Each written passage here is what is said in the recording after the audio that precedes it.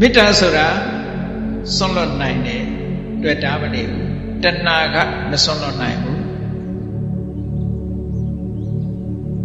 အမတမကွဲပြားခြားနားမှုတွေရှိတယ်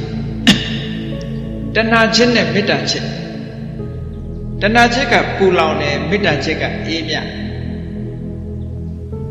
မေတ္တာဆိုတာအတွေ့အတာခင်းတယ်ကောင်းကျိုးချမ်းသာကိုလိုလားတဲ့စိတ်သဘောပဲ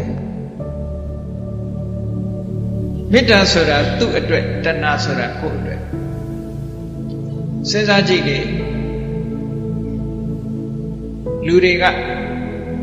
ဘသူကိုခင်ပါတယ်ချစ်ပါတယ်နဲ့ပြောနေကြတကယ်ချစ်တာဟုတ်ကလားလို့ဆိုတကယ်ဆန်းစစ်ကြည့်လိုက်တဲ့အခါကျတော့သူ့ကိုချစ်တာမဟုတ်သူ့မြင်နေရလို့ရှိရင်ကိုယ်စိတ်ချမ်းသာအဲ့စိတ်ချမ်းသာမှုလေးကိုချစ်တယ်